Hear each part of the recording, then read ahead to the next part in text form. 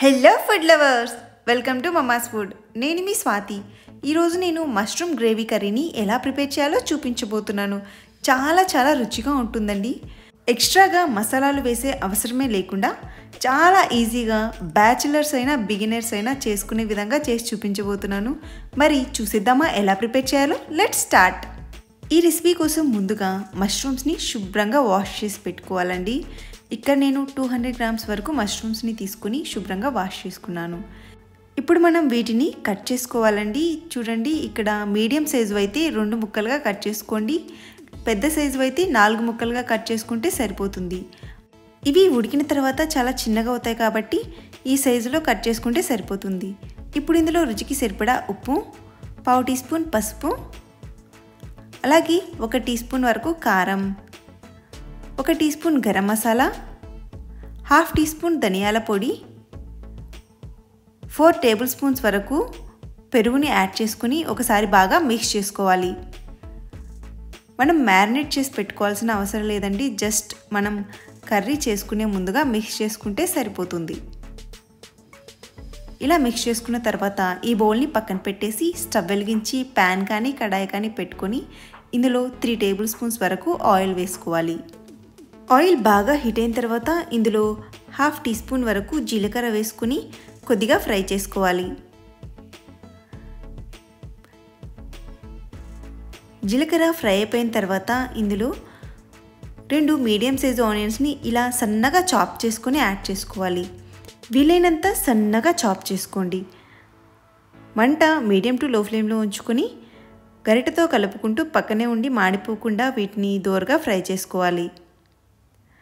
Onions అనేవి సగం fry అయిపోయిన తర్వాత ఇందులో 1 లేదా 2 పచ్చిమిర్చిని ఇలా తుంచుకొని వేసుకోవాలి. 2 రెమ్మల కరివేపాకుని, అలాగే 1 టేబుల్ స్పూన్ వరకు అల్లం వెల్లుల్లి పేస్ట్ని వేసుకొని పచ్చివాసన పోయేంత వరకు ఫ్రై చేసుకోవాలి. మంట లో ఫ్లేమ్లో ఉంచుకొని అల్లం వెల్లుల్లి పేస్ట్ పచ్చివాసన పోయేంత వరకు ఫ్రై చేసుకున్న తర్వాత ఇప్పుడు 2 మీడియం సైజు టమాటోస్ని ఇలా చిన్న ముక్కలుగా కట్ చేసుకొని యాడ్ చేసుకోవాలి.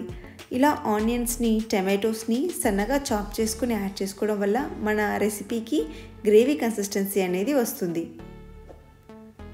ఇప్పుడు ఒకసారి బాగా మిక్స్ చేసుకోవాలి. ఇప్పుడు ఈ ప్యాన్ మీద మూత పెట్టుకుని మీడియం ఫ్లేమ్ మీద 2 మినిట్స్ ఈ టమాటోస్ని ఉడికించుకోవాలి. దాదాపు 2 మినిట్స్కి ఈ టమాటోస్ అనేవి మెత్తగా ఉడికిపోయి ఉంటాయి. ఇప్పుడు ఒకసారి మూత తీసి బాగా మిక్స్ చేసుకోవాలి. ఇలా మిక్స్ చేసేసుకున్న తర్వాత మనం ముందుగానే మసాలాలు వేసి పెట్టుకున్న మష్రూమ్స్ని యాడ్ చేసుకుని ఒకసారి బాగా మిక్స్ చేసుకోవాలి. ఇలా మిక్స్ చేసుకున్న తర్వాత మంట మీడియం ఫ్లేమ్లోకి టర్న్ చేసి ఈ ప్యాన్ మీద మూత పెట్టుకొని ఒక 5 మినిట్స్ కుక్ చేసుకోవాలి.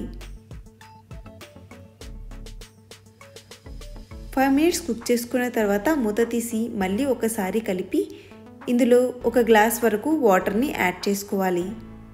మనం గ్రేవీ కన్సిస్టెన్సీ కావాలి అనుకుంటున్నాం కాబట్టి 1 గ్లాస్ వాటర్ యాడ్ చేస్తే సరిపోతుందండి. మరీ ఎక్కువగా వాటర్ యాడ్ చేసిన కర్రీ అనేది పలచగా అయిపోతుంది. వాటర్ యాడ్ చేశాక ఒకసారి బాగా మిక్స్ చేసుకుని మంట మీడియం ఫ్లేమ్లోకి టర్న్ చేసి మూత పెట్టుకొని 5 to 8 మినిట్స్ ఉడికించుకోవాలి. దాదాపు 5 మినిట్స్కి కర్రీ అనేది ఇలా చిక్కగా ఆయిల్ పైకి తేలుతూ రెడీ అయిపోయి ఉంటుంది.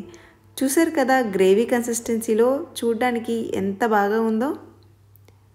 ఇప్పుడు ఇందులో కొద్దిగా కొత్తిమీర వేసుకొని ఒకసారి బాగా మిక్స్ చేసుకుని స్టవ్ ఆఫ్ చేసి సర్వ్ చేసుకోవడమే. అంతే, వేడివేడిగా మష్రూమ్ గ్రేవీ కర్రీ రెడీ అయిపోయింది. Rice, chapati, rotis, flavoured rises ఇలా ఎందులోకైనా చాలా బాగుంటుంది. మేమైతే దీన్ని బగారా రైస్తో ఎంజాయ్ చేసాం. మరి మీకు నచ్చిందా? అయితే తప్పకుండా ట్రై చేసి మీకు ఎలా వచ్చిందో మాతో కామెంట్స్లో షేర్ చేసుకోండి. వీడియో నచ్చితే తప్పకుండా లైక్ చేసి మీ ఫ్రెండ్స్తో రిలేటివ్స్తో షేర్ చేసుకోండి. ఇంకా ఇలాంటి మరిన్ని టేస్టీ వంటల కోసం మన ఛానల్ని సబ్స్క్రైబ్ చేసుకోండి. Thank you for watching.